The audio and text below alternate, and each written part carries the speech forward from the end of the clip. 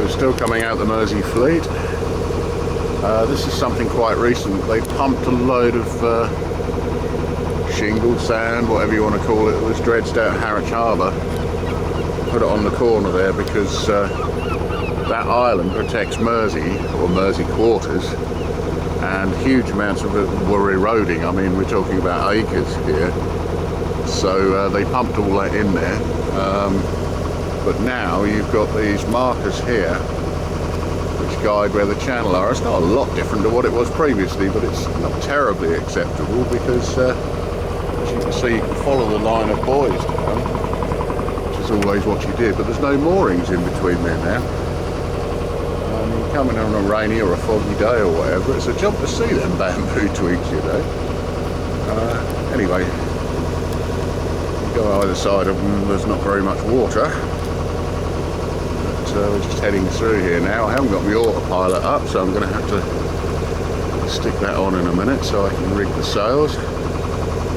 We've got all the moorings occupied, as they usually are this time of year. Nobody really wants those ones there. I'm not sure why, there's nothing wrong. It's probably been the weather. I mean, it's atrocious weather. I mean, bear in mind it's what, the 8th of July or whatever? We've had absolutely atrocious weather all summer so far. We're just coming out into the bit where all the smacks live. And, some of the super smacks. There's one of them.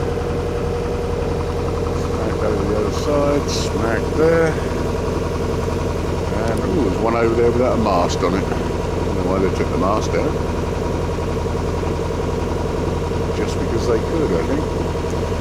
Right, looking out to sea, so I'd say if I went another half a mile, I can see quite a bit of activity on the water there, which would indicate to me that there's 10-15 miles an hour wind there. You can see the wind turbines in the distance, and they seem to be working quite well. They don't really start till about 10 miles an hour, so the fellow who's in front of me that's going backwards towards Tollesbury Fleet probably ought to consider doing what I'm about to do, which is stick up the sails and motor sail for half a mile until I can get into a bit more activity and have a sail rather than a drift.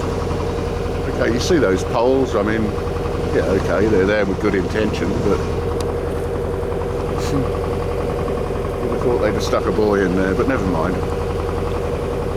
Some more people over there, obviously gearing up for their sail. Somebody on that smack there doing docks, I think. We need a crew for that, and they haven't got a crew on board, so I don't think they're sailing. And 1, 2, 3, 4, all in close proximity. Lovely to see it in this modern day and age when you think how much it costs to run a smack. You've got to be a rich man really, or be part of a consortium to be able to do it. But they keep these things, well, not only alive, I mean, probably better than they were when they first made them.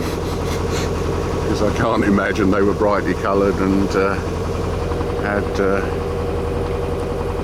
super duper pieces of ropes and blocks and all the rest on them. So wonderful, wonderful things. Wouldn't want to own one for all the tea in China because I just wouldn't be able to afford it.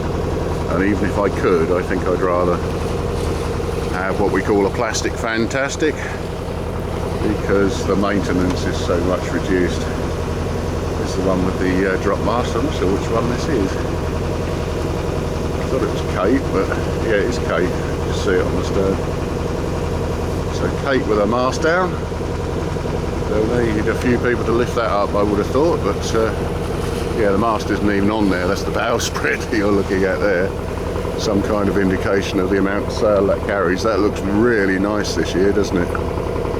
Really, really beautiful condition. Okay, what I'm going to do now, I'm going to go down below, get my autopilot, and start to set the sails, I think. See you in a second.